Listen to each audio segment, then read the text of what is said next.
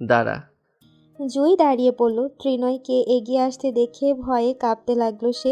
তন্নি মনে মনে দোয়া দরুদ পড়ছে। ত্রিনয় আর কোনো কথা বলল না। এগিয়ে গিয়ে শব্দ করে একটা থাপ্পড় দিল গালে। তন্নি আটকে উঠল সেখানে দাঁড়িয়ে থেকেই। রোজিনা অসহায়ের মতো দাঁড়িয়ে, মেয়েটা কি করবে বুঝতে পারছে না। এগিয়ে যাবে নাকি? ত্রিনয় গর্জে উঠল। তোকে মহিলা কলেজে ভর্তি করিয়েছি ছেলেদের সাথে ঘোরাঘুরি করার জন্য। আমি কি তোর উপর নজর রাখি না? জুই গাল চেপে ধরেছে। সে কাঁদতে কাঁদতে বলতে চাইল, ভাইয়া। তার আগে ত্রিনয় ধমকে উঠল। চুপ, একদম চুপ। লাই দিয়ে মাথায় তুলে ফেলেছি। এখন কফি শপে ক্যাফেতে তোমার মুখ দেখা যায়। আদর বেশি করে ফেলেছি আমি। আরেকবার এগিয়ে যাওয়ার আগে তন্নি গেল হুড়মুড় করে। ত্রিনয়ের বাহু জড়িয়ে ধরল। মেয়েদের গায়ে কেউ হাত তোলে? তুমি? ত্রিনয়ের বাহু ছাড়িয়ে নিল ঝটকা দিয়ে। ওর দিকে আঙ্গুল তুলে বলে গেল, ওকে শোধরাতে বলবে, ঠিকমতো বুঝিয়ে বলে দেবে, নয়তো একদিন ঠিক মেরে ফেলবো। ছেলেদের সাথে ঘোরাঘুরির শখ থাকলে 1 সপ্তাহের মধ্যে বিয়ে দিয়ে দেব। কতটুকু বলে এসে চলে গেল। তন্নি ঢোক গেল, মনে হচ্ছিল কাঁচা খেয়ে ফেলবে। রোজিনা বেগম এগিয়ে গেলেন না। তিনি সেখানে দাঁড়িয়ে থেকেই বললেন, মনটার ভিতরে একটু ভয় ডর নেই তোর জুই? তো নয়কে তুই চিনিস না? আরও কয়েকটা দিলে শাস্তি পেতাম। অবশ্য ওনার চোখেও খানিক জল। ছেলে মেয়ে দুজনেই ওনার আদরে। বড় ভাইয়ের শাসনের উপর মায়ের কথা খাটে না। তন্নি জুইকে ধরল, সে ফোপাচ্ছে।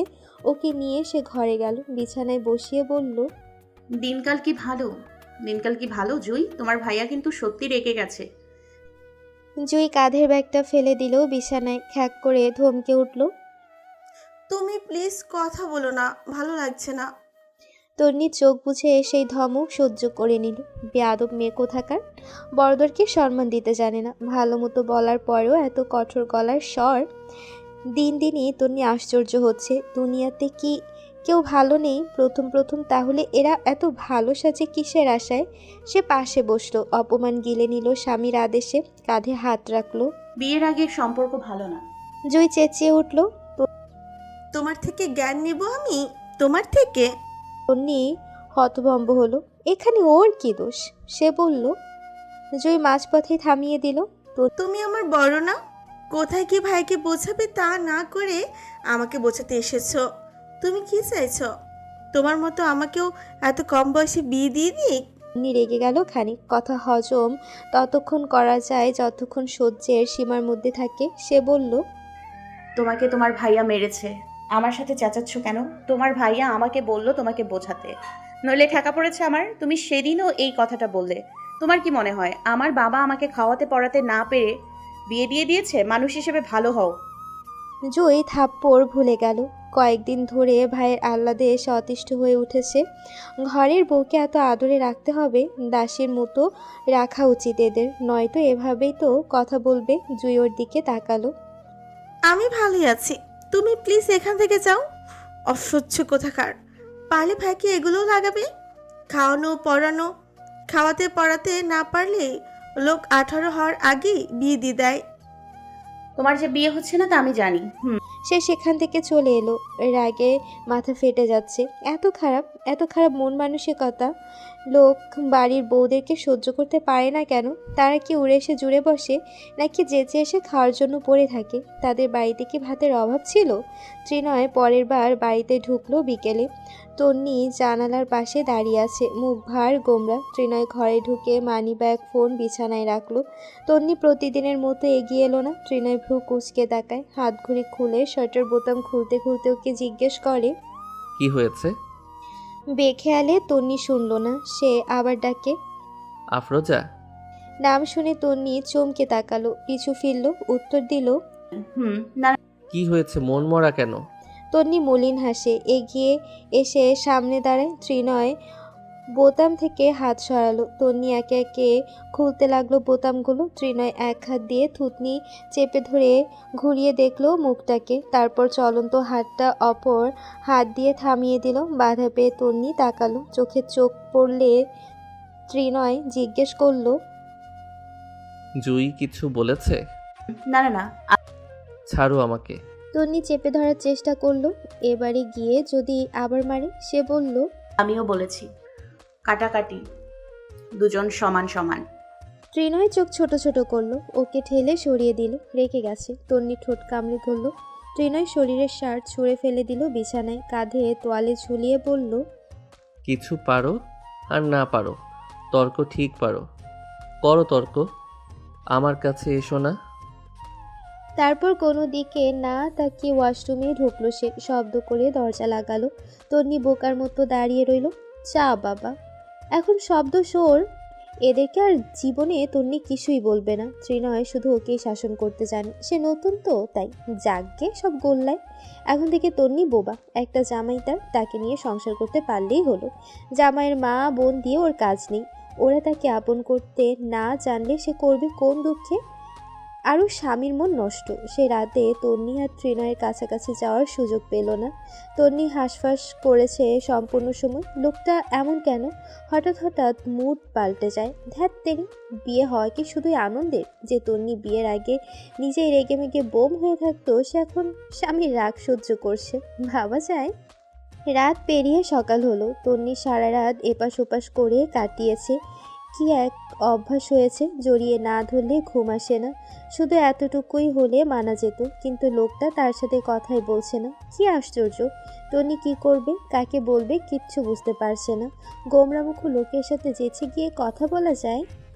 তাও আবার রেগে বোম হয়ে আছে। ত্রিনয় তার সাথে সকালেও কথা বলল না।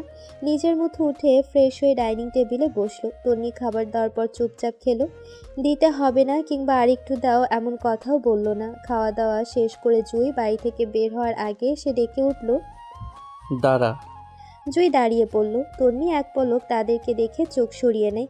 এদেরকে কলিজা কেটে খাওয়ালেও লাভ নেই। দিন শেষে ঠিক দোষ বের করবে। যা খুশি করুক, তাতে তার কি? নিজের জ্বালাতেই বাচ্চা যায় না। সে চুপচাপ রান্নাঘরে চলে এলো। একবার তাকালো না পর্যন্ত। ত্রিনয় জুইকে বলল। তোকে আমি দিয়ে আসবো। জুই আর কথা বলল না, চুপচাপ। এতটুকু রাস্তা ভাইয়ের সাথে এলো সে। কলেজের গেটের সামনে ত্রিনয় নিজেও নেমে দাঁড়ালো।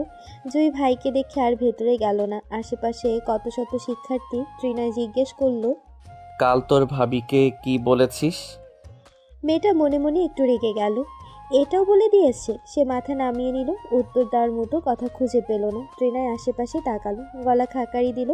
শান্ত থাকতে চাইছে কিন্তু পারছে না। সে খুব কষ্টে ভালোভাবে পুনরায় জিজ্ঞেস করলো, আফরোজা তোর থেকে ছোট তাই না, কিন্তু সম্পর্কে?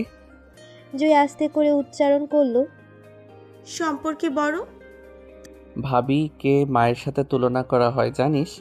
জয় মাথা দোলায়। জানে সে। ত্রিনয় তীক্ষ্ণ স্বরে ফের জানতে চায়, তোর ভাবি আগে তোকে কিছু বলেছে? জয় আবারও চুপ। ঠোঁটে কথা নেই। প্রথমে সে বলেছে। ত্রিনয়ের কণ্ঠটা আরেকটু ভারী হলো। তুই ওকে বলেছিস? তারপর ও তোকে বলেছে? আমি শুধু জানতে চাইছি এত বড় সাহসটা তুই ওকে দিলি কেন? আমার বোনের মুখে মুখে তর্ক করার স্পর্ধা ও পেল কেন? আমি আফরোজাকে বিয়ে করেছি। শখানেক লোক কাবিননামা দেনমোহর দিয়ে বিয়ে করেছি। ওর উচিত আমাকে সম্মান দেওয়া, সাথে আমার সম্পূর্ণ গোষ্ঠীকে সম্মান দেওয়া ওর কর্তব্য। তুই কেন নিজের সম্মান নিজে নষ্ট করলি? আমার স্ত্রী, আমারই বোনকে এখন থেকে সম্মান দেবে না কেন? জুই হতভম্ব হলো। এখন তো নিজের প্রতি নিজের রাগ লাগছে। ত্রিনয় কিভাবে বলল কথাগুলো? সত্যি তো সে চেয়েছে নিজের সম্মান নিজে নষ্ট করেছে। এ বাবা, ওর মাথাটা ঘুরছে। ত্রিনয় কি কথা বলতে বলতে কে বশ করে ফেললো নাকি? বরের বোন হিসেবে তন্নির কাছে তার একটা আলাদা জায়গা থাকার কথা। নিজের জায়গা নিজে নড়বড়ে করেছে সে। তার মানে কখনো কিছু না বললে, মিলেমিশে থাকলে তার সম্মান ঠিক থাকবে। সব এলোমেলো লাগছে। জুই বোকার মতো পাশে তাকালো। ত্রিনয় ওর দিকে তখনও তাকিয়ে আছে। কলেজের গেটের পাশের উঁচু রাস্তা, অনেক মেয়েরা বসে আছে। পাশে কয়েকটা ঝালমুড়িওয়ালা। ত্রিনয় ওর হাত চেপে সেখানে বসলো। শান্তভাবে জিজ্ঞেস করলো, নতুন বউ সে, কিছু হলে কাকে বলবে প্রথমে? জুই বলল, তোমাকে ত্রিনয় পাল্টা ওকে বলল, বলবে। আমার বোনের ব্যাপারে আমার কাছে অভিযোগ করলে আমার মান সম্মান কতটুকু থাকবে তার কাছে? আমি কখনো ওকে কিছু বললে ও বলবে না। আগে নিজের বোনকে শাসন করো, বলবে কি না? জুই বোকার মতো শুনলো। তুই ওর ননদ, বোনের মতো। তুই ওকে উল্টাপাল্টা কথা বললে, ঝগড়া করলে, বিপদে আপদে তোর কাছে আসবে সে। তোকে কখনো বোন হিসেবে মানবে? না। ত্রিনয় ফের জিজ্ঞেস করলো। আমি আর কখনো শুনবো তোর ভাবিকে বাজে কথা বলেছিস? জুই সাথে সাথে উত্তর দিল। না, সরি ভাইয়া, কাল একটু রেগেছিলাম। ভাবিও তো বলেছে। সেটা তুই বলার পর। জুই মাথা নাড়ায়। আচ্ছা, সমস্যা নেই, একটু মিলেমিশে থাকলে তো আর জাত যাবে না। ওদের নিজের ব্যক্তিগত সম্পর্কে সে কেন আলোচনার বিষয়বস্তু হবে? সে মনে মনে পণ করলো বাড়িতে গিয়ে ভাবির সাথে কথা বলবে। এখন থেকে আর তর্ক করার প্রশ্নই আসে না। তবু যদি তন্নি উল্টাপাল্টা কিছু বলে তাহলে সে ভাইয়ের কাছে বিচার দিয়ে দেবে, নালিশ। তখন তো আর তার দোষ নেই, থাকবেও না। তখন বেশি রাত না। ত্রিনয় বেশিরভাগ সময় রাতে খায় না। সে বসেছে টেবিলের চেয়ারে, সামনে কতগুলো পরীক্ষার খাতা। তন্নি ইতস্ত করে ঘরে এলো, তারপর শব্দ করে দরজা লাগিয়ে দিল। ত্রিনয় এদিকে তাকায় না, তার সম্পূর্ণ মনোযোগ খাতায়। তন্নি পড়েছে মহা মুশকিলে। কথা বললে কি সমস্যা? এমন গোমরামুখ হয়ে থাকার কোনো মানে আছে? এর থেকে 2-4টে থাপ্পড় দিয়ে দাও তো বেশি ভালো মনে হচ্ছে। কথা কিভাবে বলবে, কি দিয়ে শুরু করবে? সে ত্রিনয়ের ফোনটা হাতে নিল, কাছে গিয়ে আস্তে করে বলল। আম্মার সাথে কথা বলবো, ফোন দিয়ে দাও। ত্রিনয় ফোনটা হ্যাচকা টানে হাত থেকে নিল, কল দিয়ে পুনরায় ঠাস করে হাতে রেখে দিল। তন্নি কেঁপে উঠল, সেখানে না দাঁড়িয়ে চলে এলো বেলকনিতে। প্রথমে কতক্ষণ আসমার সাথে কথা বলে নূরজাহান বেগম কানে নিলেন ফোনটা, জিজ্ঞেস করলেন। বালা আসোস বু? তন্নি ন্যাকাশরে নাক টানে। না, তোমাদের জামাই আমার সাথে কথা বলে না। আর কেন, ঝগড়া করছিস নাকি মাগি? আরে না, ওর বোনের সাথে একটু কথা কাটাকাটি হয়েছিল। আমার দিকে তাকায় না পর্যন্ত, কি করব? তন্নি বুকের অস্থিরতায় কেঁদে ফেলল, দ্রুত হাতে চোখ মুছল। কি মুশকিল, পৃথিবীর কোনো মেয়ে এরূপ পরিস্থিতিতে না পড়ুক। নূরজাহান অপর পাশ থেকে বলতে লাগলেন। কাঁদিস না বু, হুন তোর একটা বুদ্ধি দেই, একটু সাইজ গোস কর। বেড়া মানুষের মন বেশি কঠিন না, বল আর কখনো করব না, তাইলেই তো হয়। তন্নি ধমক দিল। তাকাচ্ছেই তো না, সাজলে কি হবে? বুড়ি ভালো কিছু বলো না। নূরজাহান জিজ্ঞেস করলেন। তোরে বকাঝকা করছে? না। নূরজাহান হেসে ফেললেন শব্দ করে। তন্নি ভ্রুকুচকে তাকালো এপাশে, চোখের জল গালে দাগ ফেলেছে। তন্নি হাসির মাধ্যমেই বললেন। বলো, তাইলে ভয় পাইস না, করবো না কিছু। কাছে যা, গিয়ে জ্বরে টরে ধর, রাগ কমে যাবে। তন্নি ফোনটা কেটে দিল। কতক্ষণ ঘুটঘুটে আকাশটা দেখলো, তারপর ফিরে এলো ধীর পায়ে। ত্রিনয়ের দিকে ফোনটা বাড়িয়ে দিল। তোমার ফোন। ত্রিনয় গমগমে গলায় বলল। যেখানে ছিল সেখানে রাখো।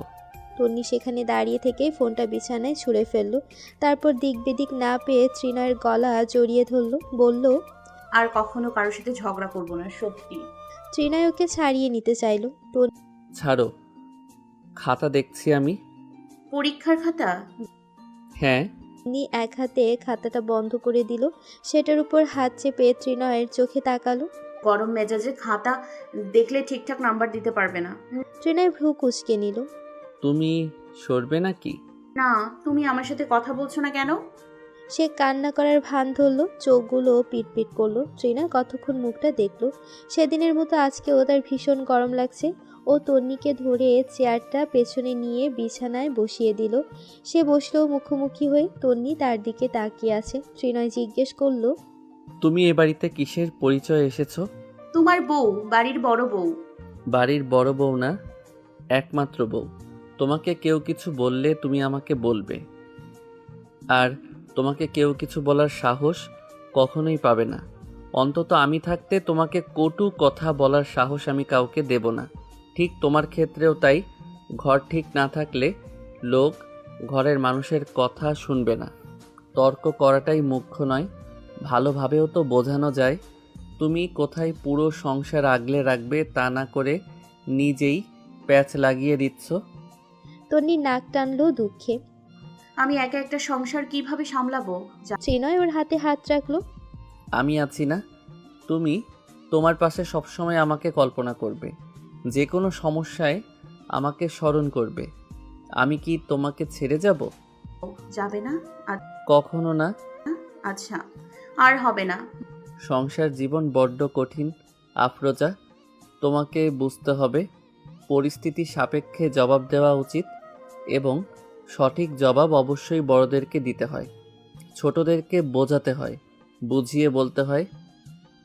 ছোটদের সাথে মান অভিমান অসম্মান বিষয়টা খাটে না। ছোটকে স্নেহ করতে হয়, তাদের ভুল হাতে ধরিয়ে শুধরে দিতে হয়। ওদের সাথে তর্ক করতে হয় না। তারপরও অসম্মান টের পেলে চুপচাপ ফিরে আসতে হয়।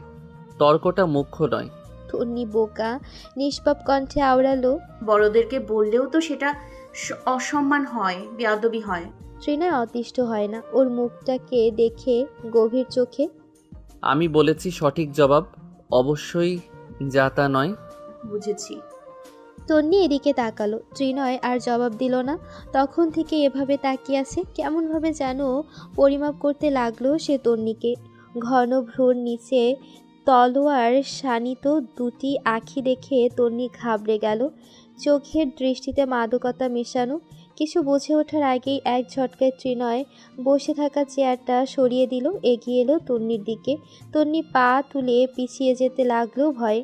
হুট করে ঘরের আলো নিভে এলো। তন্নি ভীষণ চমকালো। অন্ধকার আধারে সে টের পেল লোকটা বিছানায় উঠেছে। তারপর কথাবার্তা ছাড়াই ত্রিনয় তন্নিকে কাছে টেনে নিল, ভীষণ কাছে, সম্পর্কের অতল গভীরে। তন্নির শরীরে লজ্জার আকাশ নামলো। সে কাঁপতে কাঁপতে গুটিয়ে গেল এক প্রকার। জড়তায় হাঁসফাঁসে বাকি সময় সে আর চোখ খুলল না। উন্মুক্ত গলায় ত্রিনয়ের বেসামাল ঠোঁটের স্পর্শ, লাগাম ছাড়া হাতের ছোঁয়ায় আগাম ঘূর্ণিঝড়ের পূর্বাভাস তন্নিকে সুস্থ থাকতে দিল না। সে রাতে তন্নি প্রথমবারের মতো ঘুমোতে পারল না। নতুন অভিজ্ঞতা, নতুন অস্থিরতা, ভিন্ন উৎপীড়নের জ্বালা ওকে ঘুমোতেই দিল না। পরের দিন শুক্রবার। ত্রিনয় কাজে যাবে না। সে ঘুম থেকে উঠে গোসল করে খাটে বসে আছে। তন্নির খোঁজ খবর নেই। ত্রিনয় ক্ষণে ক্ষণে আশ্চর্য হচ্ছে। একটু কি শুয়ে বসে থাকা যায় না? একটা মানুষ এতটা চঞ্চল কিভাবে হয়? বিশ্রামেও কি তার দরকার পড়ে না? তার পাশের ঘরটা জুয়ের। তন্নি সেখান থেকে এলো হাসতে হাসতে। ঘরে ঢুকে গম্ভীর বসে থাকা ত্রিনয়কে দেখে হাসি থামিয়ে ফেলল। কোমরের কিছুটা জায়গা দেখা যাচ্ছে। ফর্সা শরীরের জায়গাটা একটু বেশি উজ্জ্বল। ট্রিনার চোখ আগে সেখানেই গেছে। ঠিকঠাক শাড়িটা পর্যন্ত পরতে পায় না। ঘর থেকে বের হলে পেঁচিয়ে গুছিয়ে মাথায় ঘোমটা টানে বস্তার মতো। ত্রিনয় জিজ্ঞেস করলো, এত হাসাহাসি কেন? তন্নি মাথার কাপড় ফেলে দিল। সকাল সকাল ভেজা চুল খোপা করে রেখেছিল, সেগুলো উন্মুক্ত করলো দুই হাতে। হেঁটে গিয়ে চিরুনি হাতে নিয়ে বলল, তোমার জন্য কি হাসতেও পারবো না? জুয়ের ঘরে ছিলাম, ও কলেজের একটা ঘটনা বলছিল, তাই হাসছিলাম। তো ত্রিনয় চোখ জড়ো করলো। এর মধ্যে ননদ ভাবি মিলেও গেছে। সে বসে থেকে পুনরায় গম্ভীর কণ্ঠে বলল, ঘরে আমি আছি, তোমার খেয়াল নেই? তন্নি হতভম্ব আওড়ায়, তো কি করব? প্রশ্ন প্রশ্ন আর প্রশ্ন। খারাপ লাগছে? লম্বা চুলে বিশাল জট বেঁধেছে। তন্নি বিরক্ত মুখে জবাব দিল। খারাপ? তারপর মনে পড়তে একটু ইতস্ত করলো। হ্যাঁ, একটু একটু।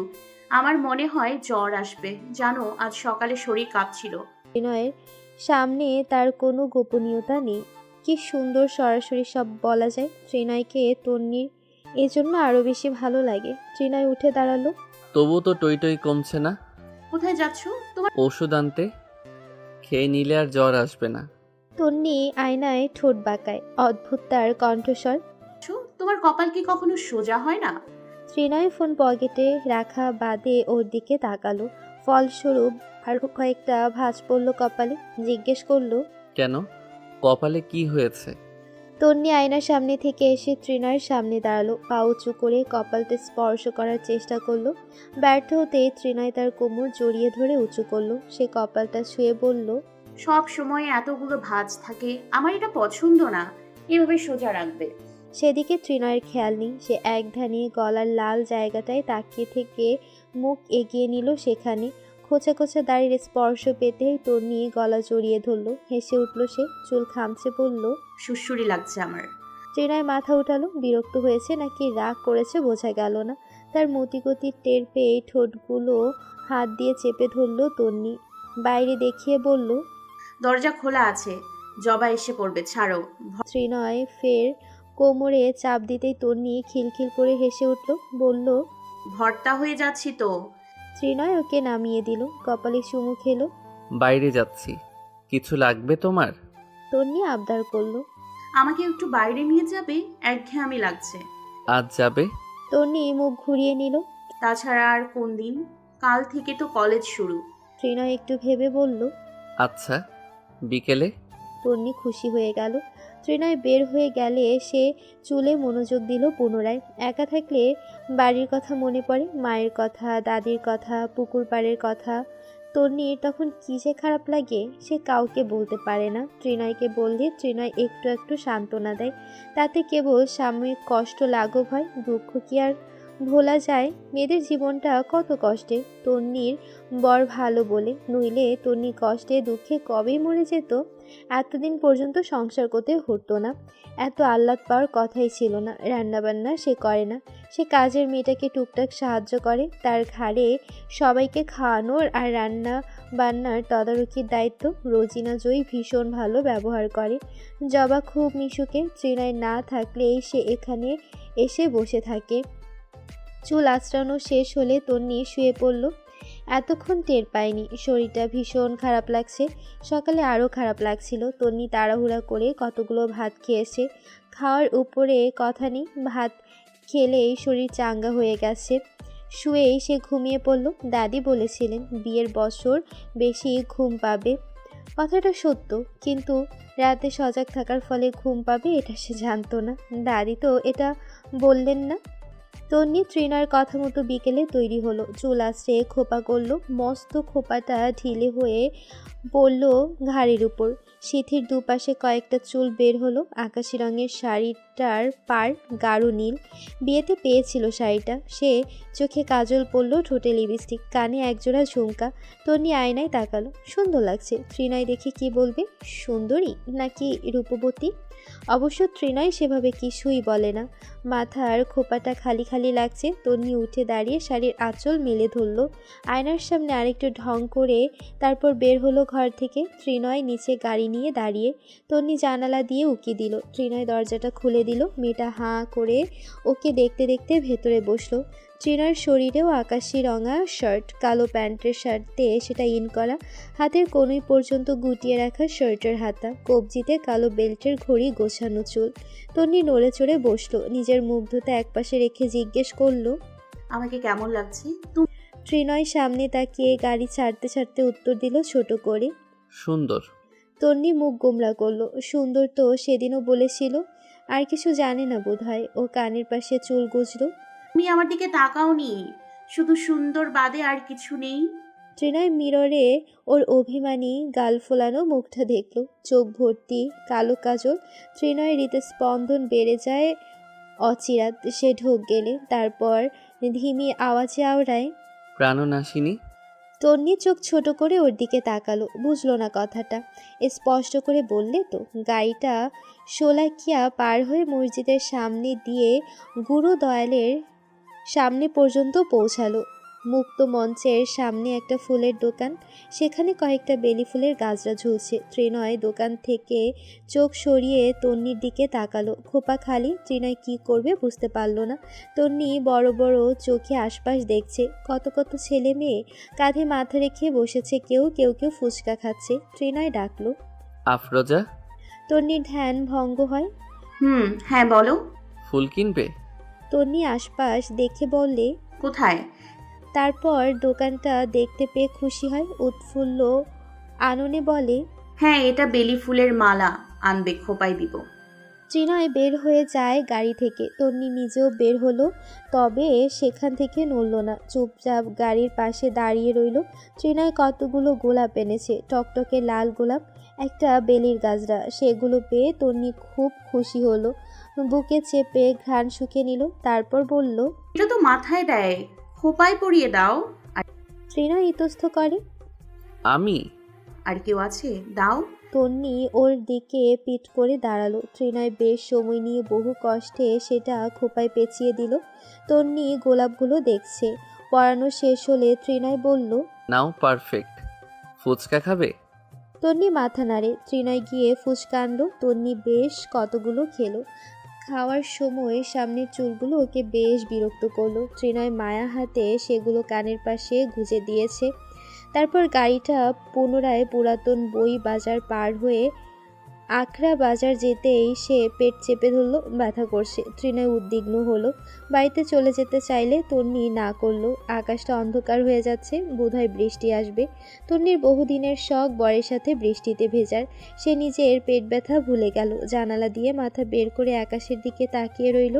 রাস্তার লোকজন কমে যাচ্ছে, সবাই নিজেদের বাইরের দোকান গুটিয়ে নিচ্ছে। এর মধ্যে গুড়ি গুড়ি বৃষ্টি শুরু হলো। তন্নি বয়ে পড়েছে এমন বৃষ্টিকে বলে ইলশে গুড়ি। সে মুখটাকে উঁচু করলো। ফোঁটা ফোঁটা বৃষ্টি এসে ছুঁয়ে দিল তার সুশ্রী মুখটা। গৌরাঙ্গ বাজার পৌঁছাতেই জোরে বৃষ্টি শুরু হলো। রাস্তাঘাট সব ফাঁকা। খুশিতে তন্নি চিৎকার দিল। মুখ হাত ভেতরে এনে ত্রিনয়ের বাহু জড়িয়ে ধরল। চলো না বৃষ্টিতে ভিজি। ত্রিনয় আকাশের অবস্থা পর্যবেক্ষণ করে বলল, অসময়ের বৃষ্টিতে জ্বর আসবে। আসবে না, চলো। আচ্ছা আমি একা যাই। ত্রিনয় তাকালো তার দিকে। এমন আকুল নয়নে তাকিয়ে থাকলে না করা যায়। সে আস্তে করে মাথা নাড়ল। তন্নি চটপট বের হয়ে গেল। সে 2 কদম গিয়ে ফিরে এসে সিটের সামনে রাখা ফুলগুলো তুলে নিল। জানালা দিয়ে পুনরায় বলল, চলো না। ত্রিনয় এক ভ্রু উঁচু করল। তোমার কাছে কে বেশি প্রিয়, আমি নাকি বৃষ্টি? তন্নি লাজুক হাসে। বড় বড় জলকণা তার মুখ গাল বেয়ে ঠোঁটে পড়ে। তুমি পাশে বললেই তো বৃষ্টি সুন্দর।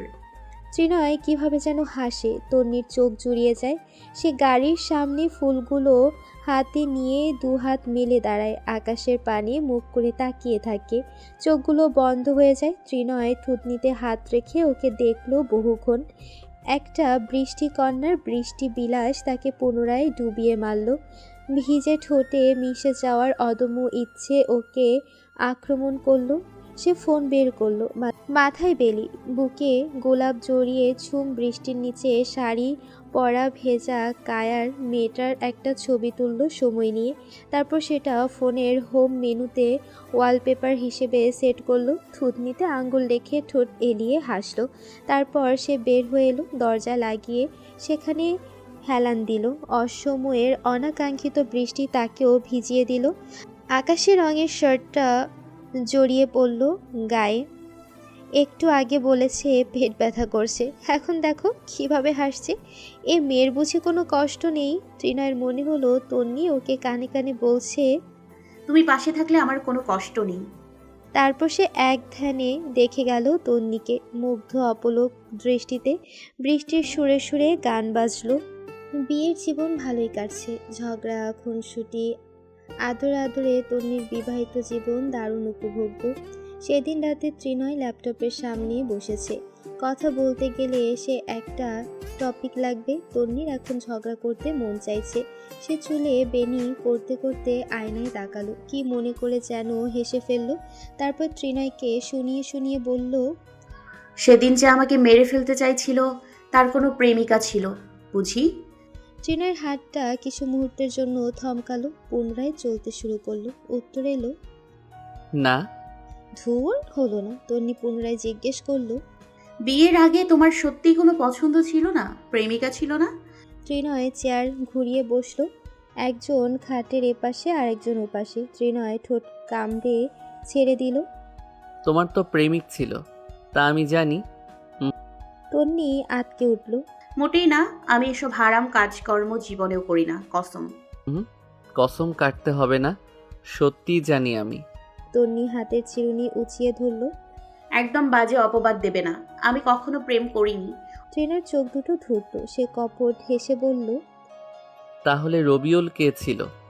নামটা শুনে তন্নির একটু আজব লাগলো প্রথমে। তারপর নিজের মনোভাব মনে আসতেই ঠোঁট উল্টে বমি এলো, মুখটা হতভম্ব হলো।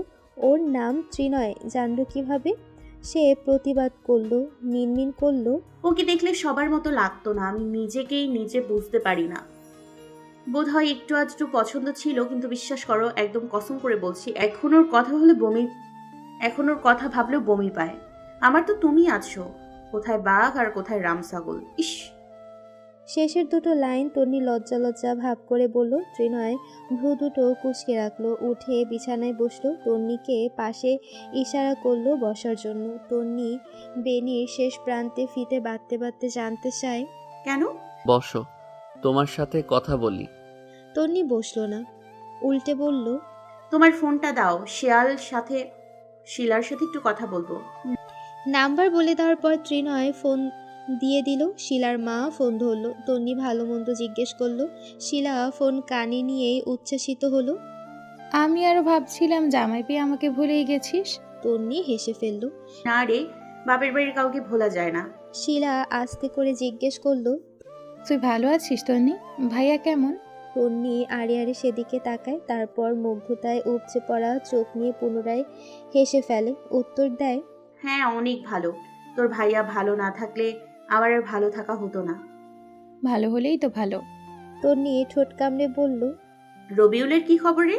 শিলা বোকা বনে গেল, একটু চুপ থেকে ফুঁসে উঠল, তোকে জুতা দিয়ে পেটানো দরকার, বিয়ের পরেও এসব জিজ্ঞেস করছিস। তন্নি উল্টো ধমক দিল। হাব, বেশি বুঝিস? আমি আমার জামাইকে ভালোবাসি জান প্রাণ এবং কলিজা দিয়ে। ওই মদনটার কথা হঠাৎ মনে পড়লো, নিজের উপর নিজের রাগ লাগছে। শিলা দমে গেল, স্বাভাবিক হলো তার কণ্ঠস্বর। ওর কথা জানি না এখন। কদিন আগে কোন মেয়েকে নিয়ে পালিয়েছে। শালা কি ভালো ছিল? কি সুন্দর সুন্দর কথা বলতে মনে আছে তোর? ধ্যাৎ। থাকবে না কেন? এই তন্নি, সুখবর কবে শুনবো? তন্নি লজ্জা পেল। বছর খানিক যাক তারপর। আচ্ছা রাখি, ও বসে আছে।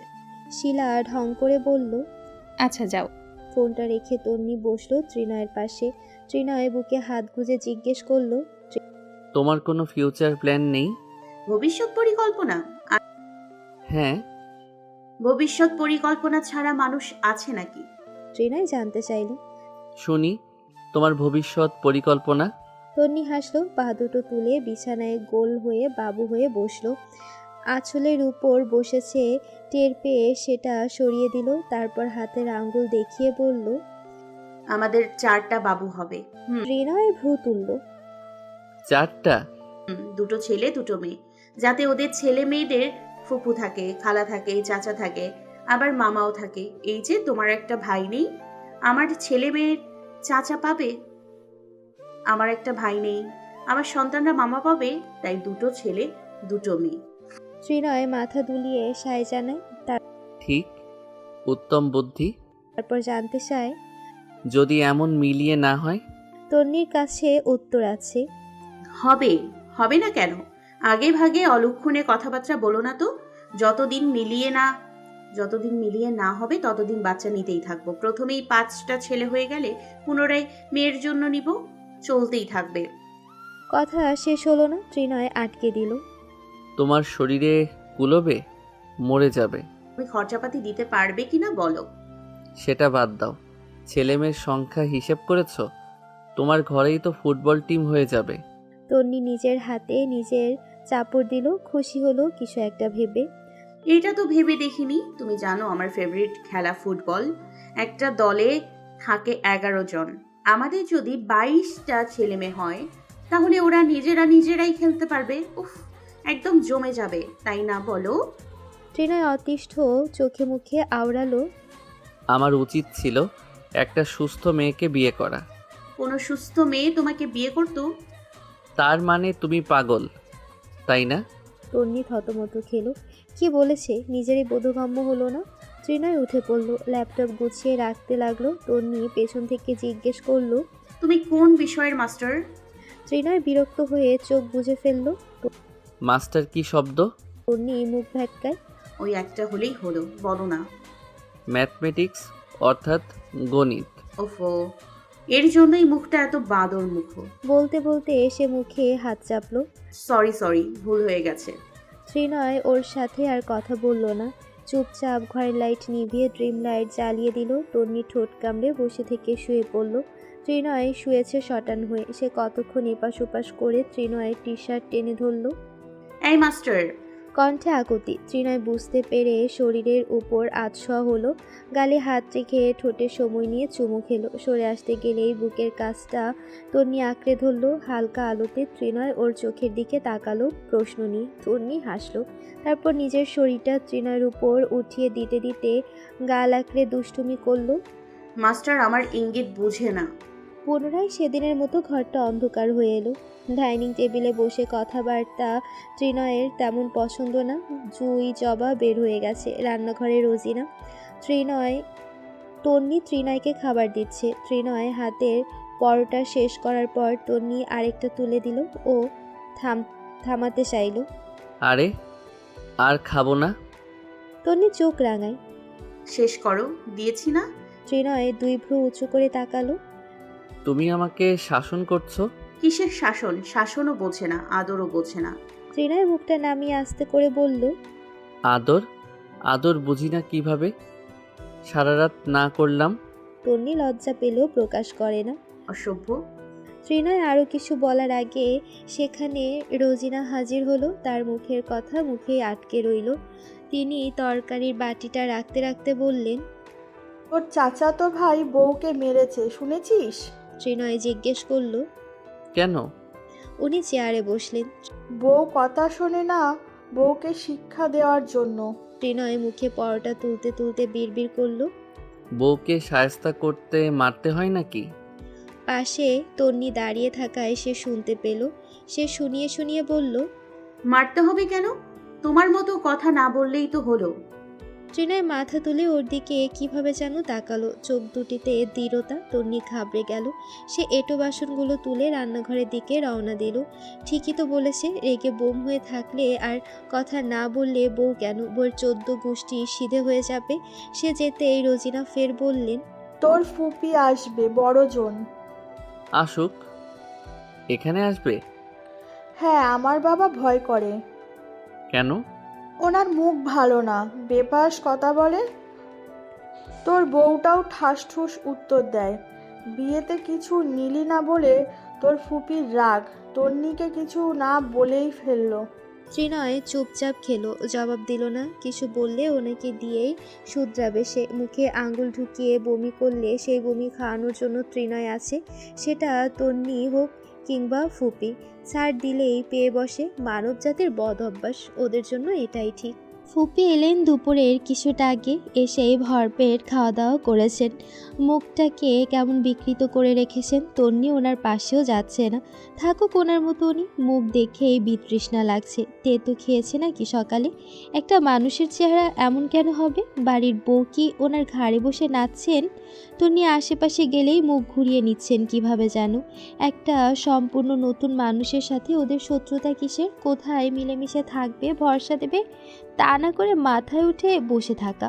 তাদের পা ধুয়ে দেওয়ার জন্য ঘরের বউদের জন্ম হয়। আজকাল তন্নির সেটাই মনে হয়। ত্রিনয় বাড়িতে এসেছে, খাওয়া দাওয়া শেষ করে এখন উপরে গেছে সে। তন্নি রান্নাঘরে টুকটাক কাজ করছে। তার বা চোখটা লাফাচ্ছে। দাদি বলতেন চোখ লাফানো ভালো লক্ষণ না। তন্নি একটু দুশ্চিন্তায় পড়েছে। আবার কী ঘটে কে জানে। এ কয়েক মাস তো খুব ভালোই কেটেছে। উনি এরই মধ্যে আর আসেননি। বাড়ি নাকি অনেক দূর, এত জার্নি করতে পারেন না। ত্রিনয়ের ফুফাতো ভাই দিয়ে গেছে। ড্রয়িং রুমের সোফায় বসেছে এখন, সাথে রোজিনাও আছেন। ধোয়া থালাটা তন্নি রাখলো সবে, এর মধ্যে ডাক এলো। বউ, ও বউ। মেয়েটা চোখ বুজে ফেললো। তন্নি আবার তত ভালো না। তাকে পীরদের খাতায় ফেলা যায় না। ভালোর সাথে সে খুব ভালো।